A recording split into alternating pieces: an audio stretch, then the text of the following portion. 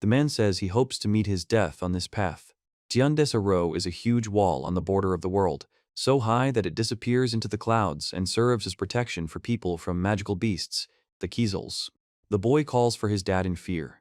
A man asks her to take care of his daughter, saying he can't be saved. The girl screams for her father, refusing to give in. The wolf growls and attacks. A guy appears on a horse with a sword in his hands and asks everyone to run away quickly. The girl says that she can't do it and calls the guy. The bard reveals his name. The man on the throne asks to whom does Bard swear allegiance, and does he yearn to become a knight? The girl says, ah, showing the flower to the guy. The bard looks at her in surprise. He says this is his chance, making a noise of effort. The girl laughs and says she has a flower. Adra Tertia claims to be the daughter of the current lord of Pakura, Hydra Tertia. She also claims to have princesses as well. The explanation states that Adra Tertia is a very lively girl who prefers swords to needles for sewing. The girl asks what Bard is doing, and he explains that the flower contains sweet nectar and that this is how it should be done. The girl confirms this and rejoices. He explains that the girl has trouble hitting moving targets. The girl says that she is trying to pierce a fish with an arrow, and the fish is trying to escape, so she never hits the fish. She asks how exactly this happens, how to learn to shoot correctly. Fish swim in the water, making splashing sounds. The girl notices something and shudders. The bard says in surprise, ah! 3 fish impaled on sticks and roasting over a fire. The bard announces that the meal is ready. The woman says the fish is hot and delicious, melting in your mouth. The bard agrees and says he'll have all the fish. The woman asks him to stand still, and the bard replies, yeah. The girl says the fish is delicious, and she's never eaten fish like it in her life. He says the girl is exaggerating. The girl asks him to name the fish. The bard explains that the uijik can grow to enormous sizes, and they've only encountered small ones. He says that if the uijik accumulates fat, the girl asks Bard to teach him how to shoot a bow and suggests they eat a large oitik together. The girl asks Bard if he was dozing, to which he replies that he was. He explains that on the day he took his knight's oath, the order was led by the girl's father and confirms that Lord Eleazar was a bad man. The man swears allegiance and explains that it is impossible to swear allegiance to the head of the order, such is the custom. The bard says he serves the people. He explains that he found himself in a difficult situation. The woman on the horse says she's right, and the man on the horse next to her tells Sir Bard. The man in the cart asks how they're doing and thanks them for their help, explaining that without them, he'd be in trouble. The man says they won't perish with him, and the girl says he's their knight, a knight of the people. The bard explains that there's no need, he's just an ordinary guy.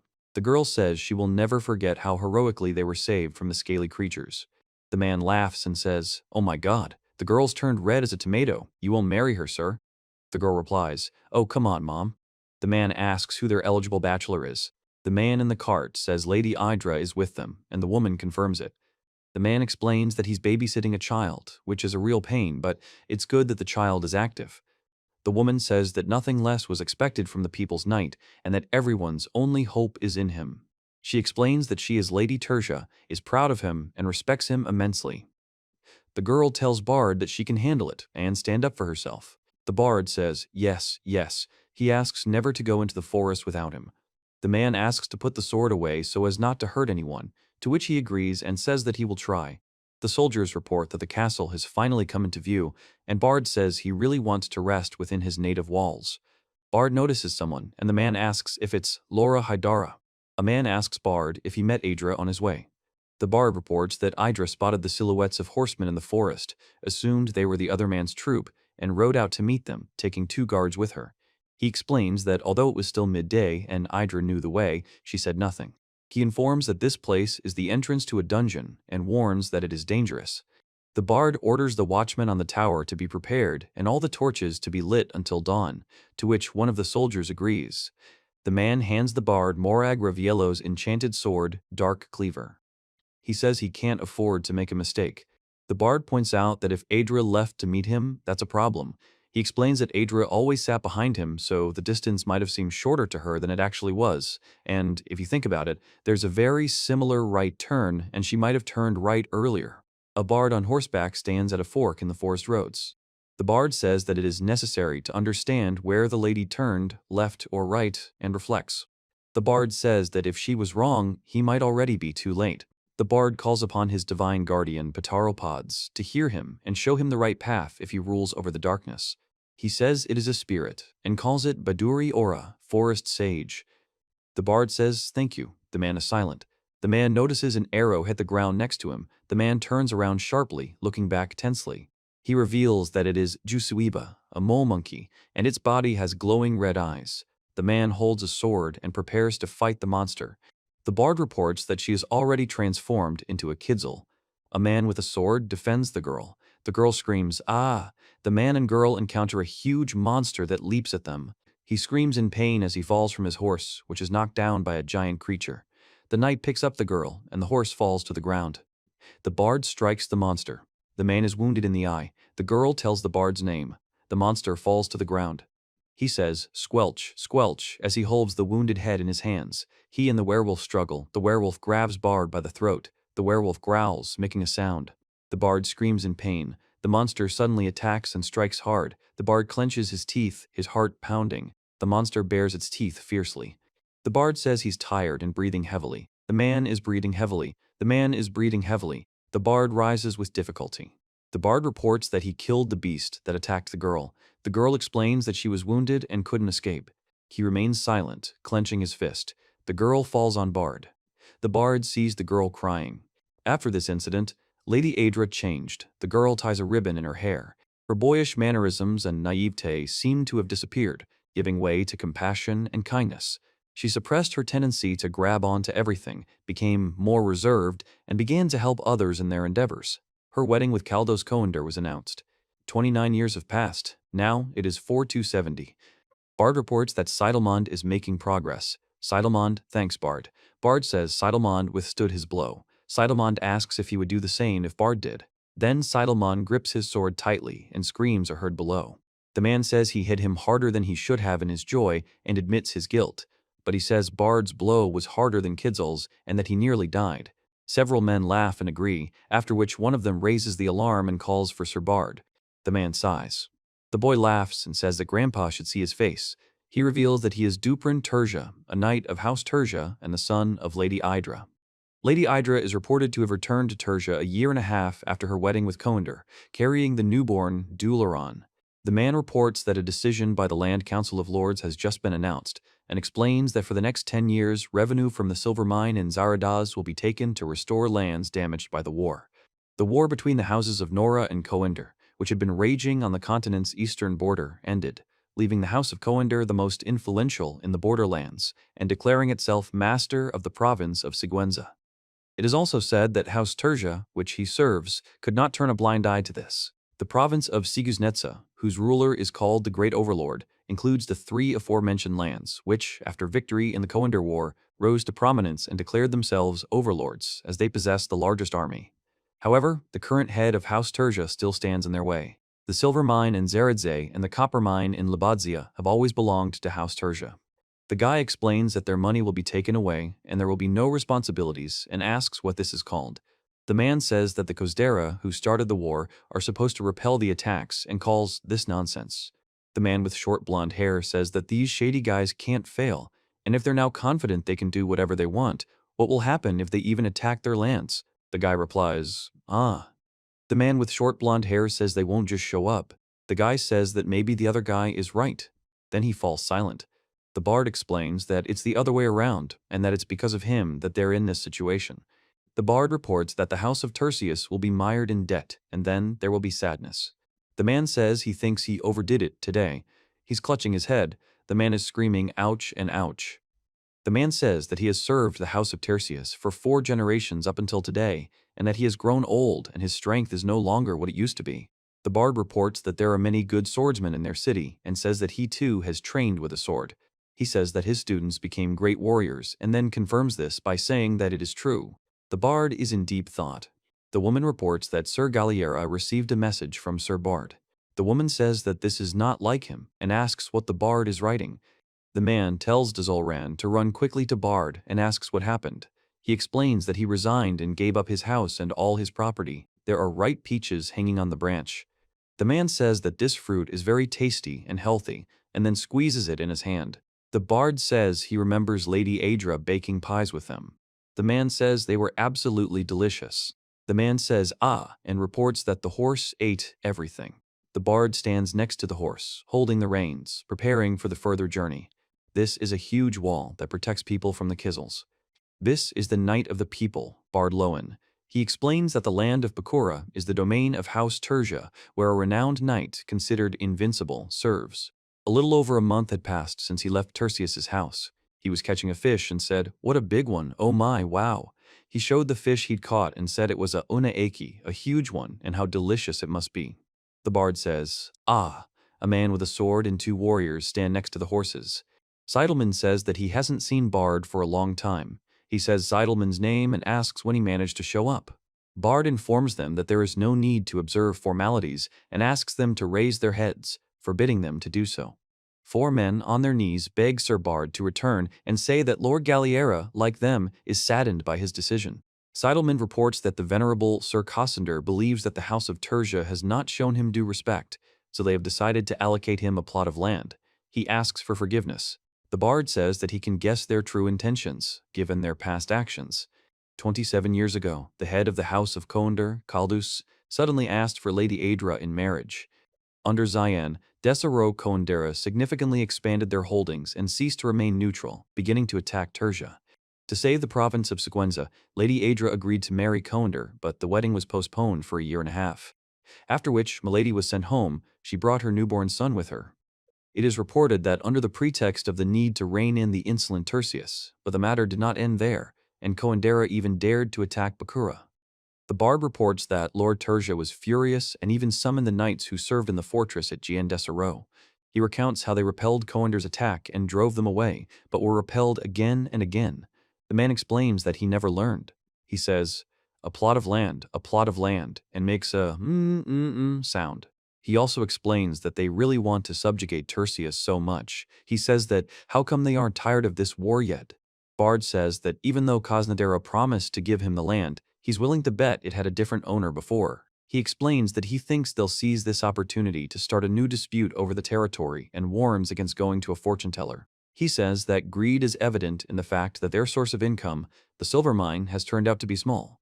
The man says that now they want to take away the army too, and he confirms that everything is so. The bard reports that this is for the attack of the Kidzels. He informs her that without Loen's pawn, their plan will fail, and he has a worthy replacement, Tertia, who can manage without him. The girl says that her reputation as an invincible knight serves her poorly. The man explains that then Coender would have to deal with. The knight informs them that the defense of the house is now in the hands of Bard and Zul, and promises that they will not fail. He promises to stand up for Tertius, so that Bard can travel in peace. Bard turns to the knight, and Bard replies that he has no doubt in them. The woman informs him that she has something else. He asks if she has finished talking to him. Yodish Payne greets Loen. The bard reports that Payne is late and in a hurry, explaining that it is impolite to sit in the saddle in front of a knight. Cid El Monde Expengra introduces himself. He says that he is no longer a knight, and that anyone who betrayed his lord does not deserve knightly treatment. The bard informs Payne that he swore allegiance to the people and has not broken his oath. The man greets the bard as a knight of the people. The man asks Loen what he should do and suggests simply frying and salting it. The man turns to Loen with a question. The guy says that if you get the land, you will have happiness without any wanderings, and offers a good offer to the houses of Kosder and Tertius. He says that they still need him. The man says that my God, and then he pours it out. The bard says that for him, battles are a thing of the past, and all he wants is to die in peace. The man asks if he heard right. The woman asks Sir Expenger to explain himself. The man says he's already explained everything, and asks if everything was done as requested, and he replies that he understands. He turns to the man, informing him that it's from Lord Galliera and conveying the Lord's words, wishing the man's path to be easy, even if he doesn't want to return. Bard explains that he dedicated 40 years of his life to service and protected Pakura all that time, even though he retired and went on a journey, and that all he did was fight, calling himself a knight of the people and an invincible knight. The man calls out to Bard. The girl asks Bard to teach her how to shoot a bow, and then suggests they eat a huge horse together. A man in a hat looks at them. The bard says that he wanted to protect his interlocutor first and foremost, and was unable to keep his promise, and also left without even saying goodbye to Lady Adra. He says he's fine, and asks Stablos what's wrong with him. Stablos makes noises and suddenly pushes Bard, causing him to exclaim. The bard says so. He reports that they will now build a place for frying. The bard reports that he shuddered. Then a running horse is shown. In the distance, a rider moves along a forest path. He says it's his business. The man says it's you. The bard says stop and asks him to wait, explaining that he won't fight him. The man remains silent. He tells that he means he is Loen. The bard says he's been wanting to meet the man for a long time. The man in the hat says his old scar is throbbing and he needs to be careful with this young man, and asks when the bard managed to. He reports that he has drained all the blood and scaled the fish, and freshness is paramount. The bard tells them not to worry, promising that everything will happen quickly, and turns to Loen. The old man says that this is his catch. Loen says that it is. He says to die. A man with a sword in his hand stands in front of him, and two more men are walking behind the bard. A bard is sitting by a fire in the forest, doing something with his hands. A horse is standing nearby, eating grass. He explains that if he fails to win, he will die, but if he wins, he can return home. The man with the sword says he doesn't intend to kill, but simply wants to test Bard's strength. He announces that he is ready for battle. The bard says that the sword is a symbol of a warrior, and its power lies not in the weapon itself, but in the heart of the one who wields it. He explains that a good sword, unsharpened, is no match for this one. He uses it primarily for defense. The man says he's challenging her to a duel. He says it's bad manners. The guy says that if he's going to fight him, he'll do it with all his strength. The man says the challenge is accepted. The bard states that he is fast and makes a noise expressing effort. The bard then strikes the armored man with his sword, who reacts to the attack. The armored man stands with his sword at the ready and looks at the bard. He says his name is Wen Ural. The man with the hat explains that things are bad and asks his name. The man says that it is now clear why his scar was pulsating, and says that Wen Ural is that very bloodthirsty mercenary, and also tells that there is a legend. The inscription states that Roro's spear is called the Red Raven. The bard strikes his opponent with his sword, causing him to make a sound of pain. He strikes with his sword. The man reacts sharply and tries to parry the attack, his gaze expressing surprise and tension. The man sharply grips the hilt of the sword and places his foot on the ground, preparing for the next move. The bard strikes the man with his sword. The man grabs the sword and looks at the bard. The bard looks at the man. The man pushes the bard away. He explains that if you can't predict your opponent's movements, you should adopt a middle stance to defend against attacks. He asks if he dodged a counterattack to the head and says that, one way or another, he's still alive. He says he's familiar with this style of fencing. The bard reports that Wen Ural is a natural swordsman and a virtuoso in swordplay. He explains that he learned to fence on the fly in battle and cannot match Wen's skill. He says he's no match for such an opponent, and no matter how hard he fights, it's no use, so he needs to use that same strategy. He explains that since he's going to die anyway, he should land at least one blow, push the opponent, and immediately retreat and wait for him to change his stance. Top right, a man says his legs hurt. Top right, left, a man steps on the ground and says, whatever happens, happens. Bottom left, bard and the man simultaneously say, let's go. He kicks the armored knight, then quickly moves and stabs him with his sword. The bearded man says, oh. The bard falls to the ground, losing his balance. He grabs a wooden stake that's flying towards him and says, ugh! He throws a sharp object. The man is silent at first, then speaks, and then falls, screaming in pain. The man scolds Bard, who responds. Another man warns that it's not his turn yet and tells him to stand, to which the first man becomes indignant and shouts, calling Bard an old bastard. The bard says it's time to be young. The horse makes noises. The man says he used to play tricks on people this way. The boy asked to let him go. The red raven, he'll chop him into pieces. The bard jumps forward and shouts fire. He screams as coins fly towards him. The man falls, a coin lodged in his back. The old man says he really wanted to hit Wen Ural at least once, but he has no choice. 3 silhouettes are visible on the top of the hill, one of which is standing with a sword. A man is stepping on another who is lying on the ground. The bard is silent, looking at the prone man. A man in a hat and mustache is explaining something to the bard. He says it's a shame the guy's client is dead. The guy remains silent. The man explains that even though he didn't hire the guy, now that the client is dead, he doesn't know what to do after the guy's death, but it's not a shame. The bard says there's no point in killing his interlocutor anymore, and that they'll settle the score another time. The man reflects on the fact that it's clear they wanted to kill him, but he wonders what they were planning and why. He suggests that perhaps they sent the mercenary not out of hostility, but rather, the guy says that he thought Wayne had some other task, and adds that now that he is dead, he does not know what to do after Wayne's death. The man suddenly opens the bag, from which coins spill out.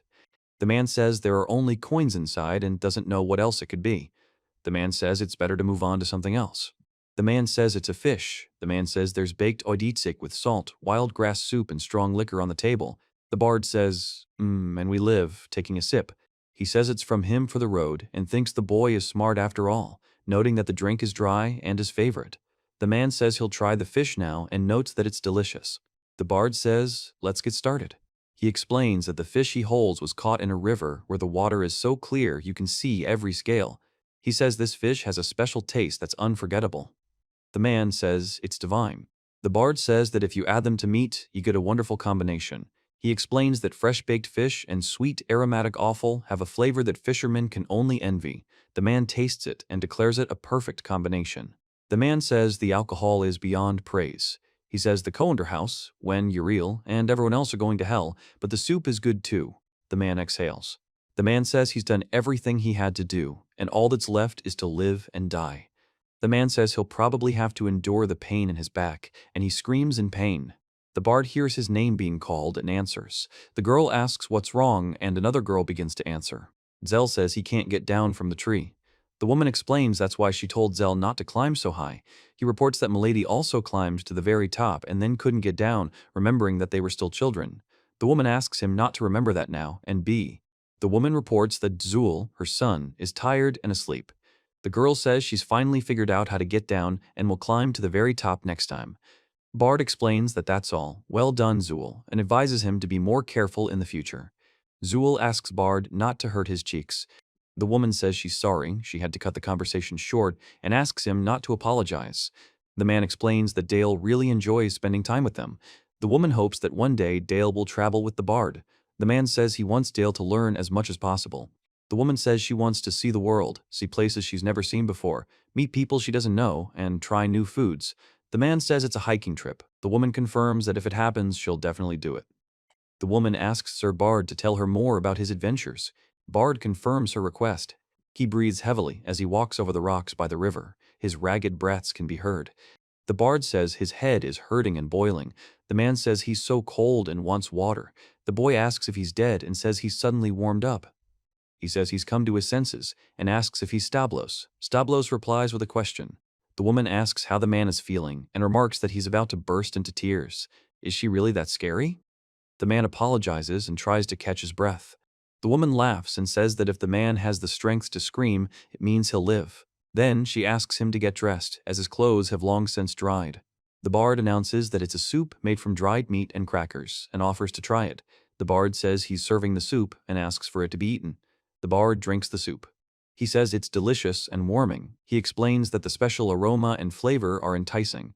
The woman says she added medicinal herbs instead of seasonings and asks if the taste seems strange.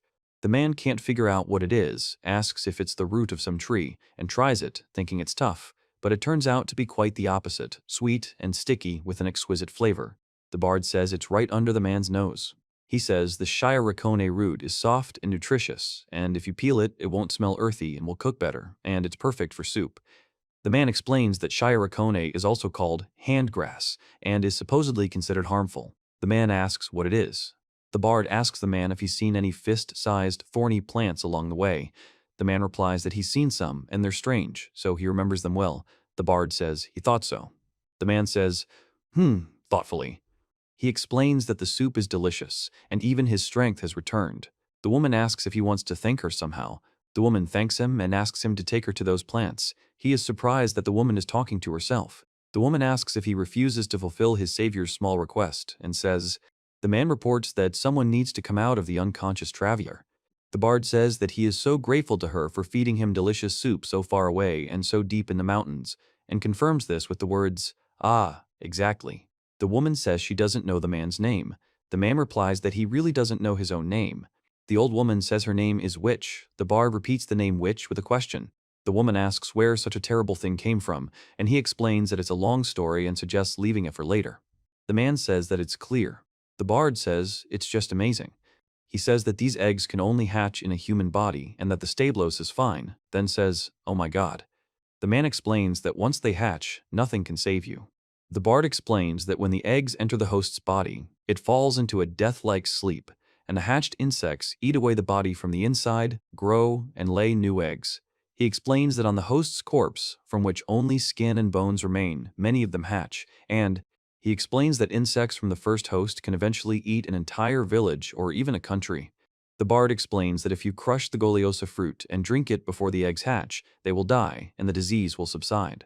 He explains that they recently drank this remedy, so they have nothing to fear for the next 3 days. The man says that's understandable. The woman explains that they must burn everything, it's her duty. The man says there's a lot of work and he needs to get ready and they'll start tomorrow and today they'll rest somewhere nearby. The girl announces that she's brought some firewood. The bard asks if it's enough and the girl replies that it is. The bard lights the fire and the girl rejoices. He says the flame seems to burn on its own and asks what's going on. The woman watches the fire silently. The man remains silent. The bard says he doesn't understand why she calls herself a witch and asks if it's okay to call herself that, and also says he doesn't sense any evil in her. The bard agrees to find out the answer when the woman asks if he wants to know. The woman says that in her youth she had a real witch's beauty, and so many men courted her that she couldn't keep track of them. And he, reacting to this, says that since she insists so much, she gets an answer, while he expresses confusion. The bard reports that a mother and daughter came to a village in the mountains far from here and cured a couple of sick people there, after which the villagers asked the mother to stay and live with them, as she was a skilled herbalist. An epidemic broke out. People were weak and dying one after another. The herbalist had some medicine left over from her late mother, enough for only one person. The herbalist ate the medicinal herbs every day and didn't get sick, but the girl she loved like her own granddaughter also became infected. The herbalist says that. The herbalist broke her word to the mother, explaining that she had saved the girl, but people began to demand medicine for themselves too, and when she said that she had nothing left, they did not want to listen. It is reported that the epidemic has already passed, but everyone turned against the herbalist, even the girl she cured, because her parents could not be saved. Someone asked why this hag didn't get sick herself, and someone added how long she had been living, and that it seemed that when Grandfather Bard was born, she was already old. The men report that the herbalist was eventually blamed for starting the epidemic, tied to a pole, and burned alive along with her house. The man is silent. The woman says what happened next. The man asks what happened next. The girl says it's delicious, and the bard is surprised and asks what. The woman explains that since she's here, she must have somehow survived, and offers her food. The man says okay. The bard says he's added different seasonings this time and asks how it tastes. The man says it's delicious, and the woman asks what they're making. The man remains silent. Bird sounds are heard. The man says the word, so. The woman says it's not easy, but she can handle it. The bard says he understands. He states that the fire cannot be stopped and explains that the flames will continue to spread. The bard says that's it. The man turns and hears a creak. The man notices that it's Rovagul, the shield toad. He says, damn. He attacks the huge crocodile, but it grabs him with its jaws. The crocodile throws Bard to the ground, after which someone from afar fires a fireball at the crocodile. The bard says they should take a risk and lead him into the thicket. Then he explains that they are incredibly fast after all. After that, the bard dodges the monster's attack. He explains that Rovagul's outer skin is slippery and incredibly tough, and underneath it is a steel-hard skeleton that cannot be cut through with a sword. He explains what this means and prepares to attack. The bard strikes his sword at the enemy. He says he hears a crunching and cracking sound when he moves. Then he makes a crunching sound and notices a sharp noise. This is followed by a loud cry. The bard says, oof. The bard strikes with his sword. The bard falls to the ground and the dragon roars. The bard breathes heavily and says, oh. Then he makes intermittent sounds. The dragon lets out a piercing scream and strikes, knocking Bard back. He screams and falls to the ground, then tries to get up, breathing heavily and covering his face with his hand. The bard reports that he is dead. The man in the hat says that is impossible. The bard expresses surprise. The woman reveals that she is a wind spirit who has always been by the man's side but must now leave. He says he is grateful for everything she has done and wishes her happiness. The woman explains that her time has come and she dissolves into thin air. The woman reports being tied to a stake and burned alive along with her house. The bard explains that since she's here, she must have somehow survived and says, ah. The woman dances, raising her arms up, her clothes and hair flying. In the next 2 shots, she continues dancing on top of the hill. Over the course of these days, the woman told Bard a lot about medicinal herbs and recipes. The bard explains that every magic always has a seed in it, and only a god can create something from nothing. The elderly woman explains that flame is the force that creates flame, leaf, and branch, flame and wind, and everything in between, as well as the knowledge of how to control fire to ultimately burn something. She says she already possesses all of this and now asks only for a small favor. The bard says that he never fully understood it, but the necessary knowledge and actions gave the ideal result in the ideal embodiment. He says that perhaps what he saw will change all his ideas about the world, but for now, he will only keep it in his heart. The bard thanks them for everything and says they've been taking care of him for a long time. A month later, they reach a spot where the village is visible and someone makes a sound of surprise. He says that ahead lies the city in which he was born and raised, and that he is going to return there. The bard says they'll finally be able to sleep with a roof over their heads and suggests they go, turning to Stablos. The man with the horse says it would be good to get there the day after tomorrow. The elderly man explains that he cannot accept the gift because he has not earned it, and thanks the woman for her attention. He explains that the gift is intended for all the villagers and asks that it be accepted as a token of gratitude. The man continues by explaining that he was simply doing his duty and did not expect anything in return. He explains that. The woman says, The bard says he's glad to see everyone in good health and that they can rest easy as the knights will guard them. The armored man stands silently next to the bard, while the armored woman explains that they are ready to carry out their task. He says so and asks what they have here. Bard says he decided to start the manga story differently than in the light novel, and thanks Mr. Sheehan BIS for the freedom he had with the plot. He explains that, in gratitude for the volume's release, Mr. Sheehan BIS wrote a short arc that explores Bard's past at age 14, when he was still young and inexperienced. The woman reports that the king has passed away and apparently calmed down when the prince returned victorious. Otherwise, everyone would be arguing over who should be next on the throne. He says it's the crown prince, the rightful heir, or the current hero, Prince Vindelant. The man explains that Vindelant's mother is of low birth, but he's older, the people adore him, and his accomplishments are countless, unlike the crown prince's, and he has an army at his side. The man makes the O sound. The bard reports that in the end it was decided that he would be the king. He asks forgiveness for interrupting his rest. The man explains that in such distant lands, the king's name will be forgotten in less than 3 days, calling it a senseless yet still praiseworthy gesture, and then speaks clearly. The woman asks if there is a herbalist or healer among those present, and explains that a special royal envoy, the priest Wari Toda, was suddenly struck by an illness in the borderlands. His hands and feet suddenly became cold, severe headaches began, and now he lies unconscious due to... The bard announces that this is a medicine he has prepared and asks to try it. He then explains that this plant is a rare flower from which the medicine is made. He says that if this is the illness he thinks it is, then he needs to act immediately, but at first he says no, but the girl asks if he is a herbalist.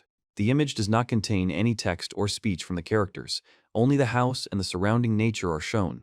The bard reports that the fever is so intense that the priest has lost consciousness and that if he is not helped, he could die, and there is a risk that even if he recovers, some part of his body will fail.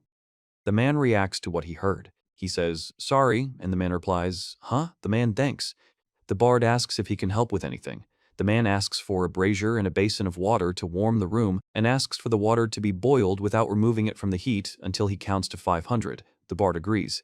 He says that they trusted him as an unfamiliar old man, bow to him and do everything he says, and also that they are probably from a noble family, but at the same time they are modest and do not allow pride to get the better of them, which is impressive.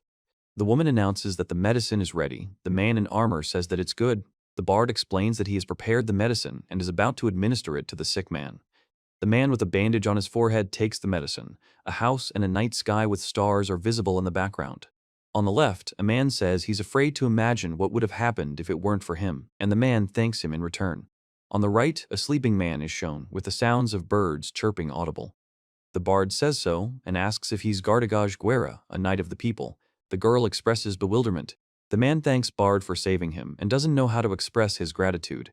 He says he wants to treat the man as a token of gratitude for his help, as he managed to obtain a couple of rare ingredients. The boy says it's Jabo, and says they've never tried Jabo before. The bard explains that, fortunately, the respected mistress of Gans, the permanent court, knows how to make it, and they're looking forward to it. The text explains that Jabo is also known. The man says that Jabo has white meat, so he prepared an excellent white wine to go with it. He says that Jabo is eaten with red wine. The bard says he'll start eating. The bearded man and the woman with long hair react with surprise, and the older man begins eating. The girl says the rich, sweet flavor spills over into your mouth and the meat melts on your tongue as soon as you take a bite. He explains that each bite is subtly different in flavor, which is why they say Jabo tastes like a rainbow. The man says the fish's flesh melts. The bard says the tart aroma of jabo is so strong that it reaches the nose. He reports that although jabo is white meat, it has a distinct and complex flavor and aroma, and the bitterness of a strong red wine doesn't dull it at all. The man says that once you get used to it, it becomes part of the wine's flavor, and it only enhances the jabo's taste. He explains that he thought the 43-year-old wine wouldn't spoil, but it developed a strange bitterness. He also says that it's probably true what they say about not taking wine on a trip. The bard explains that the nights are not so simple either, and the two assistants are the embodiment of decency, and reports that almost all the dishes they ate were prepared by them. He explains that the pawns are not random who were unlucky enough to go into the wilderness on the orders of the new king, and that although everything seems to be so, it seems to him that they have a completely different task. The man reports the sound of a blow and opens his eyes. The bard says that in that case, the man sits on the edge of the bed and puts his feet on the floor. He explains that a universal healing herb should help. The man tries the herb and says it's bitter. The bard says an exclamation. He says, "Kach," then remains silent. The bard reports that it's in the priest's room. The man knocks on the door and hears it slam. He screams in amazement. The man with the knife asks why he is still moving, and then the man screams again and tries to grab Bard, who escapes through the window. The bard shouts "Ha!" and jumps down, simultaneously clinging to the edge with his hand. He says that while there is still a chance, he can't move normally yet. Then he jumps off the roof, and the man notices this. The guy falls down and screams that it hurts. A boy falls after being hit by a log and screams in pain. He then gets up and runs down a corridor between the fences. A woman says, "Oh," and "Oh." A man reacts to this. Under a full moon, Bard stands with his sword pointed at a young man lying on the ground, smiling and holding his hands up. Bard looks at him with tension and then reports that he's smiling. The boy explains that someone most likely took advantage of the moment when everyone was busy with the priest and mixed some kind of poison into the wine. The man says it's the poison and the thief, and calls the paralyzing poison Mount Tedazara. The bard reveals that he is Zayultiaga, a thief who robs houses without killing the owners, but rather paralyzing them. He says he's already so famous. He says he followed the messenger's detachment all the way from Palzum and waited for the right moment. The man explains that these knights are the messenger's guards, and they are not to be trifled with. The woman says that if she could outwit them, she could live happily for a whole month, and then. The bard says he's decided to ask for help from their god of trade, Anu, and says he said a prayer promising to offer a bottle of the finest liquor in exchange for a successful theft. The man says that by the way he asks who the interlocutor will be. The bard announces that he is Bard Loen and laughs. The guy says Zan Dessa Ro and exclaims, "Oh my god." He says he didn't expect to meet a knight of the people here. He reports that the paralyzing poison wore off after some time, and explains that a rich man from a neighboring town has offered a reward for the capture of Joyultiaga. The bard reports that they returned to the village and handed over Dziultiagu to the elder, and also asked that the proceeds be distributed to the residents as compensation. The man announces that he's heading to the land of Dolba and thanks her for saving him twice. He explains that he heard he'd retired and embarked on a wandering without a goal, and offers to travel together for a while. The man asks for forgiveness and says that he will go to Rins, and the other man says that he understands and is very sorry. The bard says, "Then at least accept this gift as a token of gratitude." The man explains that it's a strong spirit unlike anything anyone's ever had, and that the main thing is that the flavor won't deteriorate on the way. Men load boxes and sacks onto ships, lifting them from the dock and carrying them on board. The man says people, the girl says people, people, the woman says there are so many people here. The man says he's Rins, and confirms that from the other side of the river, both banks are inaccessible. The man explains that Lady Idara has always wanted to visit here, and he'll need to describe the city to her in all its glory, and to do that, the salesman thanks you for your purchase, and the man with the hat says with a thoughtful look that you need to get to know him properly. The bard reports that the meat was chopped and then formed into balls, and suggests that it must have been difficult and time-consuming to cook. Then he says that the slight burn of the sweet and spicy sauce whets the appetite, and that the texture, the meat, is so tender. Then he explains that it most likely falls apart. The man says it's chicken, but with something added, most likely finely chopped rojas or paris, and that it masks the smell and enhances the flavor. The woman asks how much he's asking for it. The man replies he's not looking at him, and the woman asks, "Oh my God, what is he thinking?" The bard says he can't afford to be weak, because weakness is death. He says he's selling something. The guy announces that they've met again, turning to Bard. Bard asks what he was doing there. The man remains silent. The man remains silent. He reports that after the incident, He took the body of Yotish Payne to Kaldas and, according to the terms and conditions of the agreement, had the right to demand a reward. The man explains that this idiot ignored all the preparations and prohibitions, rushed forward and was killed, and Kaldas stated that since the bodyguard did not. Bard says he replied that he would only take on a new job once he was paid for the previous one, and that Kaldas said he wouldn't give him anything. He explains that he found a new contract with good pay, but he won't see it until after the job is completed. Bard then explains that he needs the money now, so he decided to sell himself. He says that there are many ways for a skilled swordsman to earn his bread, but he wrapped his sword in a straw shredder so that no one would see, and asks if this is out of pride or if his faith requires it. Bard says 93,000 gils is less than a tenth of his asking price. He explains that since the buyer is Sir Bard Loen, a knight of the people, that will be enough, and agrees. He says let's get started, and the horse makes a sound, ee. He says that the guy is still weird.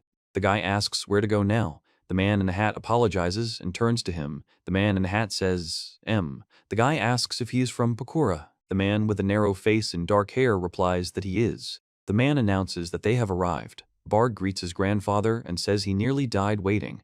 The man calls Bard Zaul, and Bard confirms that it is indeed him. The man says they haven't met before. Simon Ababala says he's honored to meet Lord Bard Loen and will be happy to offer him a drink, but a little later. He explains that the burgomaster has the arms of a warrior. The bird reports that if you're looking for a city with plenty of delicious food, Rins immediately comes to mind. The bard says he was sure the interlocutor would show up here. The woman says, grandfather. The man replies, and remains silent. The guy says he has something to say. The woman says, mother. The woman says, and tells him that in the good old days the garden was her favorite place, and while the maid was serving tea, her mother passed away. The bard reports that she died peacefully, with a happy smile on her lips, and admits he's too late. The man says she died. The man reports that at that time, Lady Idra began to give in and almost never left her chambers, and also explains that he understood that she did not have long left. The bard says that she died without ever receiving a single letter from him. He would like to see the lands on the other side of the Oba one day. The man says he is not afraid of death, and that his life was lived with dignity. The bard reports that his mother asked him to deliver a letter. The man silently accepts the letter. The man says he hasn't seen Bard Loen in a while. He says Sir Oswald was right on target. The man orders him to come quickly and asks for the letter and the things Lady Idra entrusted to him for safekeeping. The bard speaks to Genstara Ping.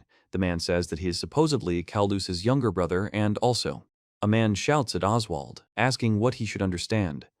The bard says that if you're in trade, you have to seize every opportunity.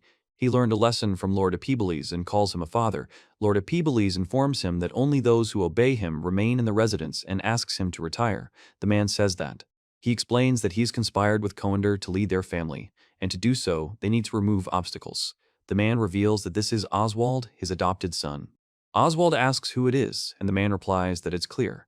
The bard reports that if Oswald kills the burgomaster, who is also his father, he will not become a knight, will not be able to inherit the title, and the burgomaster's allies will refuse to obey him, and the kingdom of Pulsum, with which he trades, is unlikely to close.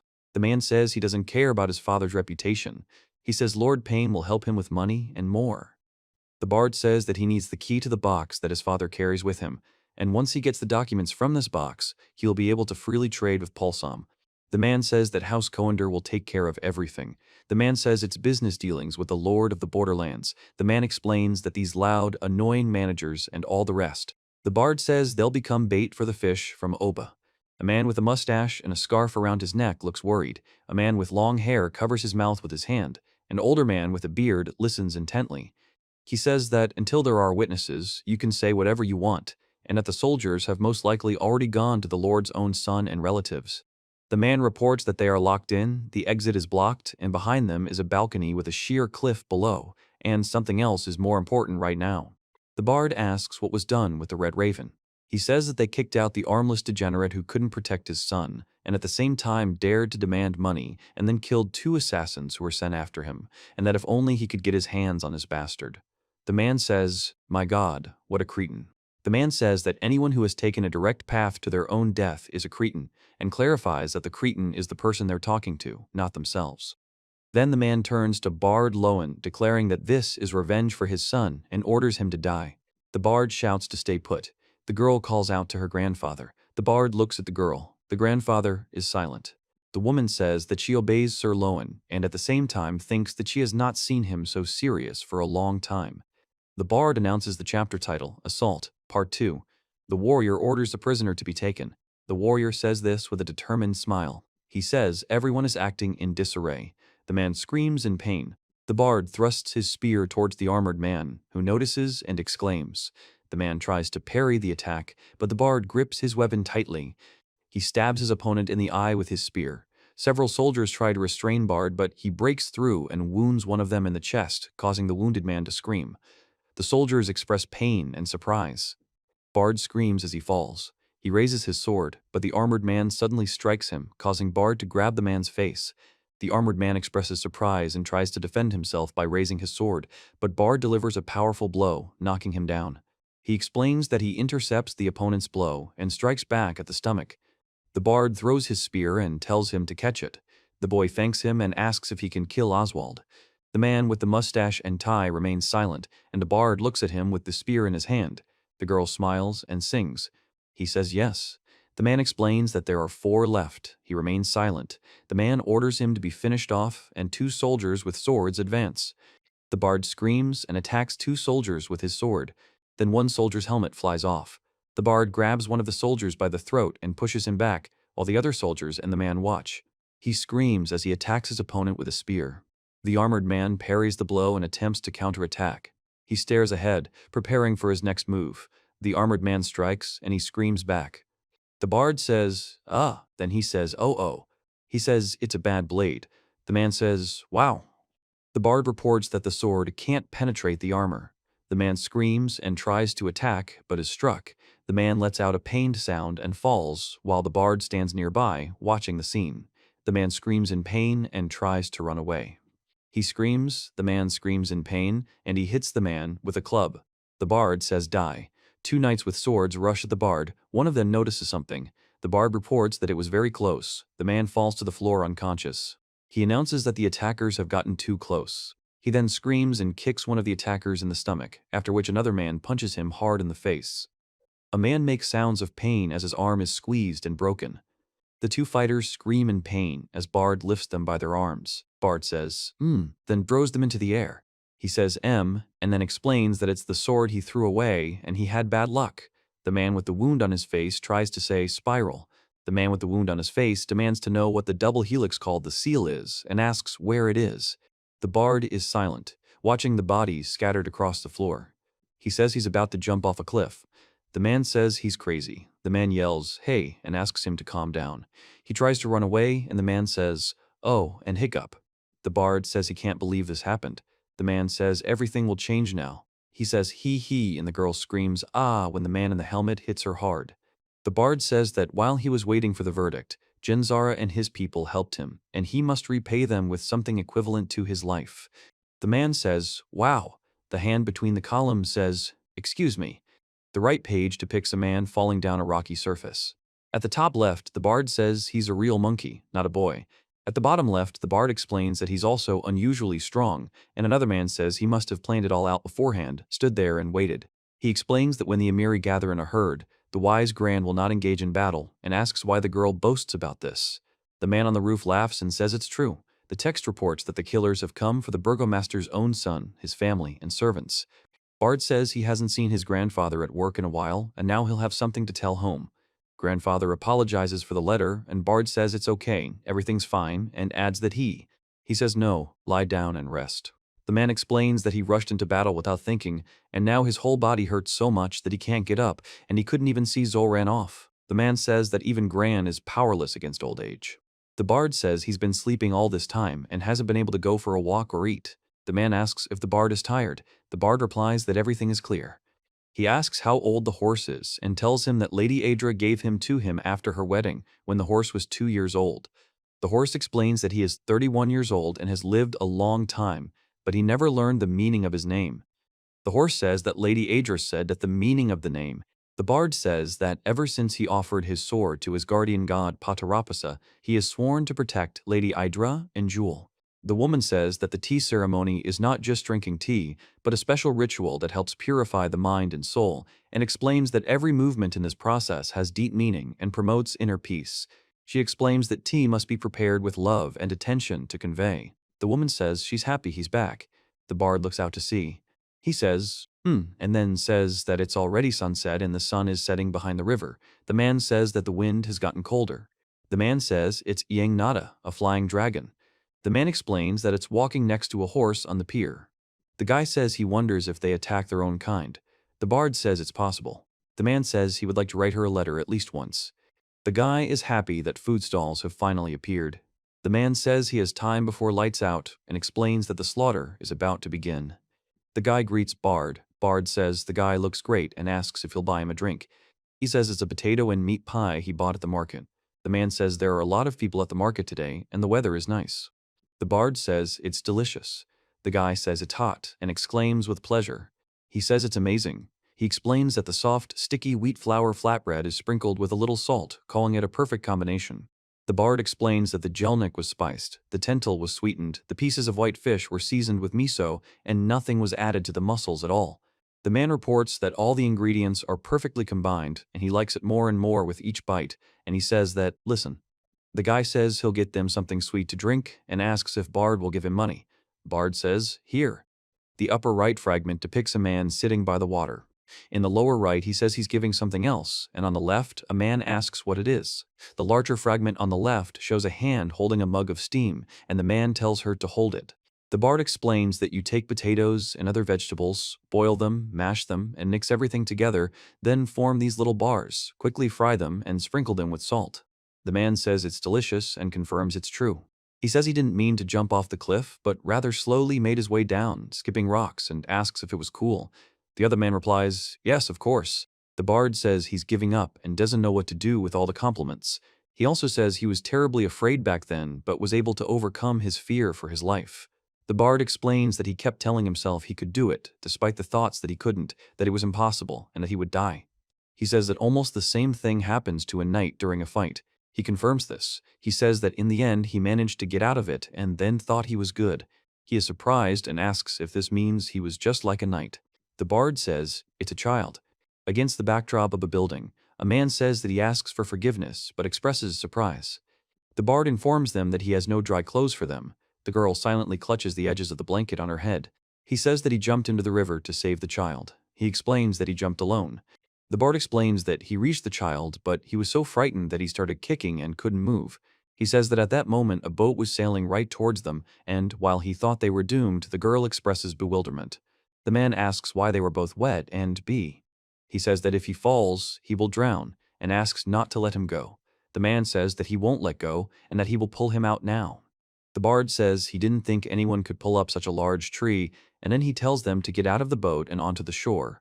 The man asks if he really pushed the boat away with the tree, and he confirms it. The man says he thought he wouldn't succeed at the time, but then he told himself he would. He reports that he eventually managed to pull through, and then thought he was good.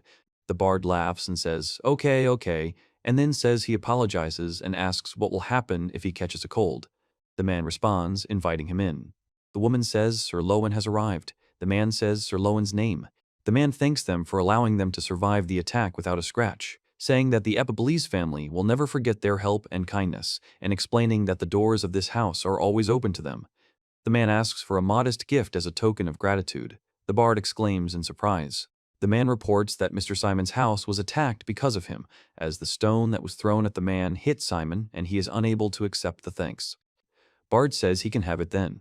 The man says Bard was on the attacker's side and asks him to keep quiet.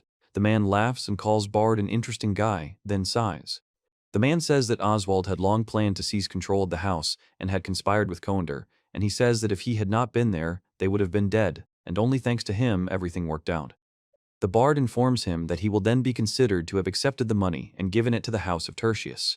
The man says he is not greedy and cares for his liege lord's household, but wonders what others will think if he suddenly gives money to Tertius. The man says that even if you do it secretly, sooner or later everything will come to light anyway, and asks what kind of businessman would give away a large sum of money for nothing, and also says that, besides, Tertia is already rich. The bard says that he will find another way to reward the house of Tertius, but the man insists and asks to accept the gold. The man says they should accept the gold, it will be fair, and he asks to listen to him, addressing Sir Loen. The man makes a sound of agreement. In the next panel, the man clutches the package in his hand and says something like, "Well then." The bard says that for now he will take only this part and the rest will be taken when needed. The man replies that of course. He says that they can then send their representative for the money, but they need to figure out how to make sure it's from them. The guy understands and asks for paper and ink. The man says that the design on each person's finger is different and asks what it is. The bard explains that a fingerprint is widely used in the central countries of the continent as a substitute for a seal, and since each fingerprint is unique, there is no better sign. The man says that if someone approaches them with such a piece of paper, it means they can transfer money to that person. The man says that everyone has their own fingerprints, and that's curious. He says that the Knight of the People is also a genius, and he learned this himself from Lady Aedra in that garden. The bard explains that the double helix Giandaza spoke of could represent a fingerprint. The man remains silent. The guy explains that he was simply paying them back a debt, and they only told him to bring a letter and a seal. The man says they needed Xyltiaga and what Lady Idara had given them for safekeeping in a letter. The bard says he doesn't understand why they need the letter and asks how they knew about the spiral and the seal. The man replies, The boy tells Gianzara that he spoke with an old man named Wakra. He says Wakra told him not to worry and explained that the messengers of the Lord of the Land, goddess, can be identified by the double helix and the seal, after which the boy says that's what he once said. The bard says that Lord Gadus and Vakra Meganon are now involved as well. The man reports receiving a letter from Lady Idra to Vakra. Vakra Meganon confirms this. The text explains that the Lord of the Land of Gadus is related to House Coender through Cal's mother. The man apologizes to the bard and says that the letter was addressed specifically to him. He asks, M. The man says he is not worried about the letter, and that if it was something important, Lady Aedra would not have sent it by letter. Bard explains that Vakra read the letter and screamed that it was nonsense and contained no important information, and that he told her to steal it, and Bard did. The man says that's what he thought, but didn't say it out loud, and laughs, calling it a wise decision. The man says that even old man Vakra doesn't know everything, and he says that he went to complain to Genzara and asks him to finally tell him what's going on. The man reports that Gianzara replied that they would still have to wait until they had the seal, and that Bard knew for sure about the spiral and the seal. The man explains that the letter should contain a clue, and says that, overall, he understood little of their conversation. The man tells Zolchaga that if he came back for the seal, it's not here, and he has no idea about it. The guy says it looks like he wasted his time. The bard says that's not what he came for. He stole the letter and handed it over, meaning he's paid his debt.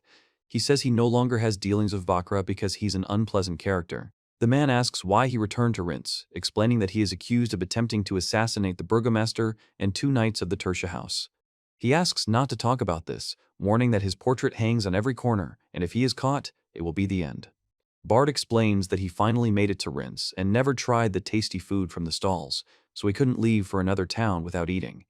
The man laughs and says that their food is worth risking your life for, noting that Bard is a busy guy, and also confirms that the man says he has no money. He explains that he decided to look for work, then came across Bard, who literally towered over everyone, and now they're here. The bard says he has no way to repay the treat and offers to fulfill a request instead.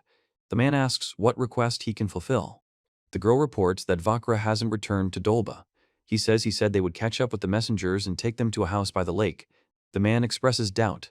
The man explains that Caldus Coender is the new great overlord of the eastern lands, and new kings often send envoys to tell people about his reign. The man explains that sending envoys to such distant lands is very strange. There's something there that Caldus desperately needs, possibly related to the seal and the double helix, which could reveal the identity of a certain person, but who or what it is unknown. Caldus is certain the answer lies in Lady Idra's letter. The bard says it's a piece of cake, then the man answers well.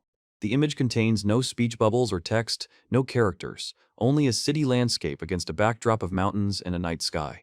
There are no messages or actions. The woman asks Bard if he wanted to stay in his village, to which Bard answers in the affirmative. He says he needs to meet and talk with the envoy now. He thought about it and therefore left Renetz in a hurry. The man says there was no time to linger in Renetz and it's okay to stop in the village. He confirms this. The bard says that before meeting the messenger, he needs to check something. The man says that it is like this, and the bard admits that he must admit, and the man asks the horse. He says that if you get used to riding everywhere on horseback, you're no longer fit for work. The man reports that he said so and, indeed, managed to walk behind the horse the entire way.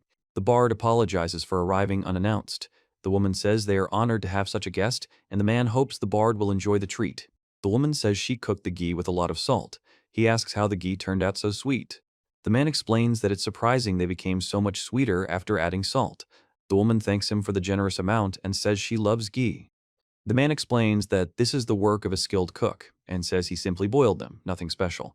Then the man says that the simpler the task, the more the master's hand is visible, and laughs. The bard notices the pain and says that it hurts. He says his shoulder hurts. The young man asks if he's feeling bad and says it's nothing, just that his shoulder hurts sometimes. He explains that the years are taking their toll. The bard says it's his knife and has been his favorite for years, and he won't give it up just in case.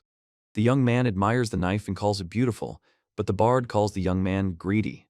The woman says it's a wonderful day and thanks the bard, who says he'll make tea right now. The man calls the bard sir and exclaims that he's his god.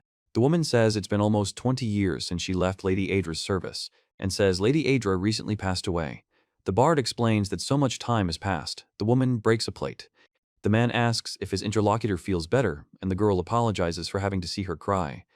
The girl says that when her mother fell ill, she was worried about returning to her village, and that Lady Adra supported her and convinced her to go, saying that family is the most important thing. The girl explains that her mother was like a ray of sunshine and seemed to be running around the mansion just yesterday, unwilling to leave. The bard says he's come to ask about the lady and asks what it is. The man reports that something happened during the year and a half that Lady Adra spent in various mansions of the Coender house and asks what exactly happened during that time. The lady was stubbornly silent, so he didn't try to ask her, but now he needed to know. The woman reports that the Coenders are still trying to find out something about her, and that those 18 months might provide her with the answer. She explains that Lady Adra trusted her, and she kept her secret in her heart, but now she can tell Bard what happened then. A woman tells the truth about what happened at the lakeside mansion. Bard says, "Oh my God, we must meet the messenger quickly. Now is the only time he can complete this task." His intuition was right. Lady Idra was showing him the way. The boy runs up and says, "Here's Bard," and Bard asks if that's Diziol Tiaga. The guy says he heard the sound of horses' hooves and there were a lot of them. He asks how the guy knew he was here. The guy explains that the village is small, if you know the way, and says there's no time for that now. The Bard says they seem to be heading to the village chief's house and that something sinister is going on here. A man is sitting in the chief's house, leaning his elbow on the table, while two elderly men stand nearby, surrounded by 4 armed soldiers. The man explains that if he can't touch the target, he won't be able to destroy it. The man says his hand must touch the target. The bard says 5 times. The man says, "Oh." He reports that the money that Tertia gave, from this year onwards, will be given to Coender 5 times more, and Tertia will no longer need to pay taxes. The man explains that the Tertius household has protected and defended the village since ancient times, and so they refuse. The man says he can't accept refusal and tries to protest, but the soldier shouts that refusal is impossible. The soldier raises his sword, and the man and woman try to defend themselves. Suddenly, something happens. The knight asks one last time if the man agrees to carry out the order. The man remains silent and replies that he cannot.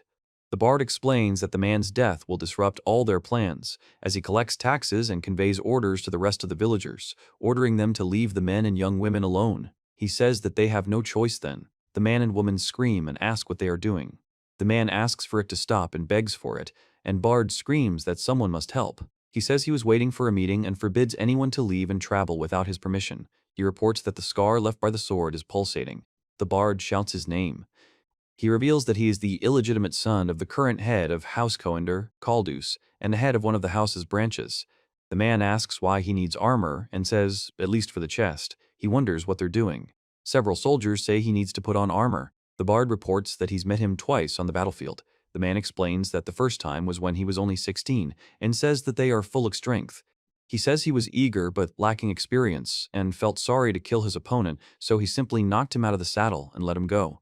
He explains that he met him again when he was 22 and at first didn't recognize him, he had grown so much. He tells. The bard says that a couple of years have passed and he needs to go out with someone one-on-one.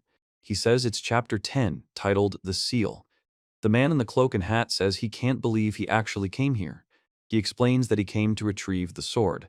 The bard says that you need to measure his breath and rush forward, run to the right of him, and then.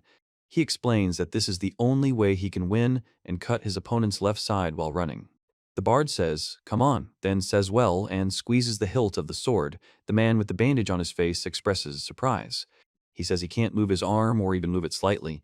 He explains that he knew this time was coming and that he's a warrior who has used all his skills in battle since his youth, but recently, for some reason, he's felt out of shape. The bard says right now, the man is silent. He says that nothing can be done. He remains silent. He expresses surprise. The bard says, damn it, when he notices his blow has missed its mark. The man jumps back sharply. He strikes with his sword. The man deflects it with his hand. The man wounds Bard with his foot. The man retreats, holding the sword in his hand. The man abruptly changes position and prepares to attack. The man lunges with the sword towards Bard. He looks intently at his opponent. The man jumps in. The bard curses and says that's it. The man breathes heavily and prepares for battle. Then they both rush at each other with swords. He says he's not going to give up and will fight to the end. The man replies that he doesn't intend to give in either and is ready to continue the fight. The bard says he can't believe this happened and explains it's impossible. The man with the beard and long hair expresses surprise and bewilderment. The man with his eyes closed remains silent. He explains that the sword he holds is a weapon capable of piercing any armor. The man declares that he is ready to accept the challenge and test the sword's power. He strikes the man with the sword. The bard says he can't believe this happened and says everything will change now. He says it's nonsense and asks why he decided to give in to him. The man with long hair shouts that he decided to give in to him. The bard says that if he can't stop this, no one can. The man says that he, too, has no intention of giving up and will fight to the end. He stands among the trees, the sound of many hooves clattering around him. He looks back, watching a large number of horses approaching. The woman says she's glad to see Sir Bard safe and sound, and the man apologizes, explaining that if he kept his mouth shut, there wouldn't have been any problems. Bard says he understands and that it's okay.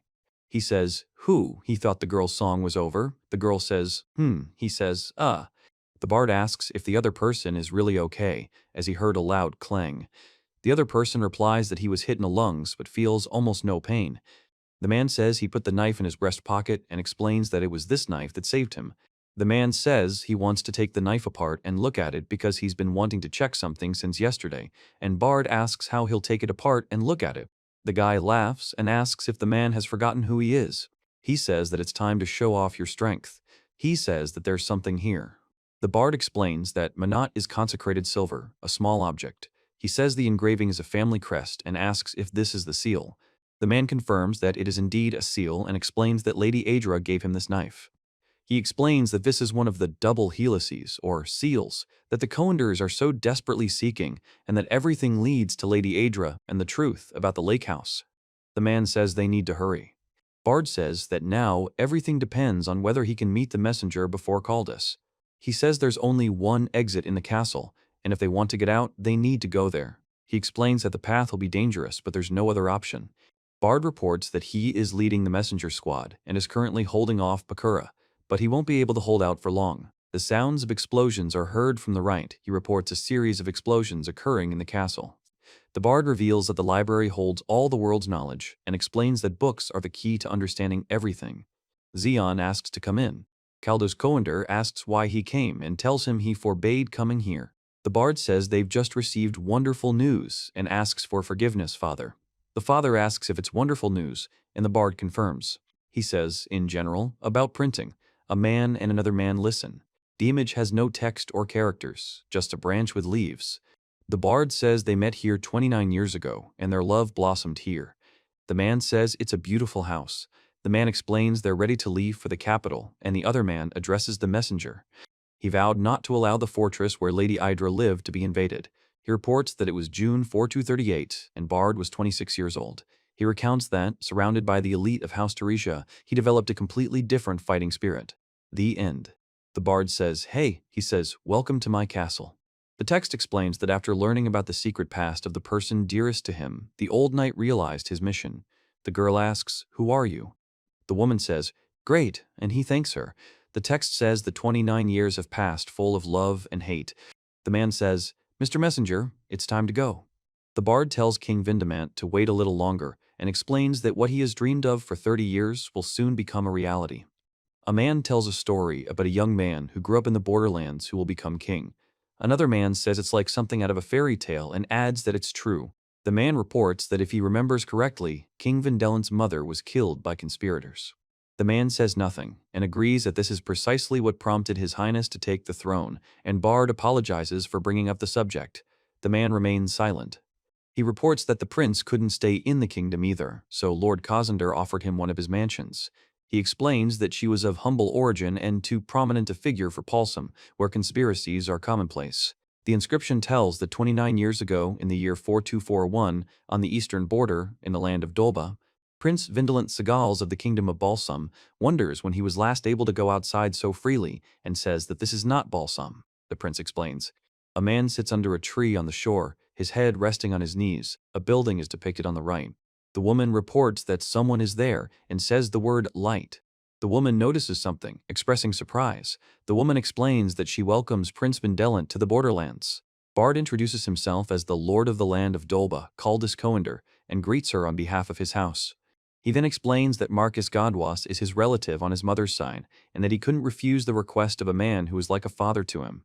The girl thanks Bard for his deed and says he informs that the house to which he is taking his interlocutor is at her complete disposal, and for her safety, a servant has been prepared, whom she can contact if something does not suit her or bothers her. The Bard says he has only one request, under no circumstances, approach the small mansion on the other side of a lake. The man asks what that request is. The boy remains silent. The girl says that she couldn't resist. She starts speaking with the word I. The Bard says it's just a little bit, just one glimpse. The woman says, ouch. He makes a rustling sound. The woman explains that she's doing something with a needle. The girl asks who he is. The Bard says he's a wandering musician. The guy screams in pain, making ah sounds, and he squeezes his hand. The girl asks if they're okay, and the guy replies, ah. The man, lying in the bushes, is breathing heavily. The guy says there's no need to think he's up to anything and laughs. The girl says he doesn't look like a villain at all. The man looks at them silently. The Bard says he doesn't mind if he visits the girl, and the girl starts talking, turning to him. He explains that there are edible berries growing in the forest, but there are also poisonous ones. The girl explains that the book describes all the different types of berries and their properties. He says that thanks to the book, you don't have to worry about making a mistake and getting poisoned. The Bard says there's nothing in this world that can't be understood if you look closely. He explains that even the most complex things become clear if you're not afraid to ask questions and seek answers. He says that means they did go to her after all. The man bows at the waist. The man says that he understands and yet can no longer contain his feelings, and the Bard says that he informs her that the lady's family might be furious, but since the prince of a vast kingdom asks so, he cannot refuse. He then implores her to protect the lady. The boy begins to speak, but is interrupted. The boy thanks the man for his help with all his heart. The man says, thank you. The boy then looks out the window, then stands up and covers his face with his hands. Outside, a night with moon and stars is visible, and a hooded figure sits by the window. A woman announces that a baby has been born and calls him a prince. Then she says that the boy is healthy. The Bard says he can't believe she actually gave birth to a child. The woman explains that the child is their son and must be protected. The Bard holds back tears and takes the child's hand. A man announces that he's considering naming the baby Zuran. The woman says it's okay. It's one of the most important milestones in a child's life. The man apologizes for taking so long to choose a name, and the woman says he's finally made up his mind. The Bard says Dzolran and clarifies that in their lands he will be called Dzolrant. The girl replies that it is a very beautiful name. He tells the lady that he must go home. The lady silently holds the child in her arms. Bard says there's a coup in Paulsam, and if nothing is done, he won't be able to return to his kingdom, but sooner or later he'll restore peace with his own hands and return, asking if the woman with the child will wait for him. The woman with the child explains that she'd like to take Bard with her, but right now?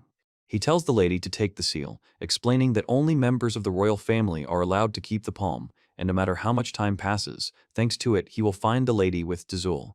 The lady asks what it is. It is reported that His Highness returned to the kingdom and worked tirelessly, studied, tempered his spirit, and mastered the art of combat, worked on himself, and was very successful. The man says he's leaving. The king just barely missed it. The man explains it's all for his beloved wife and son. The man reports that Lady Adra recently died. The man remains silent. The man says that they must return to the king together with Prince Julran. The image lacks speech bubbles and characters, showing only the fortress wall with towers and gates. The Bard says it's like this. The man tells his father that the messenger and his companions have arrived. The man says he is pleased to meet the royal envoy. The priest says his name is Barian Kizkal Todd, but to everyone he's simply Bari and assumes the guests are tired from the journey. The bard explains that the trip was pleasant. The priest says that His Highness spoke of the guests and is pleased to see them.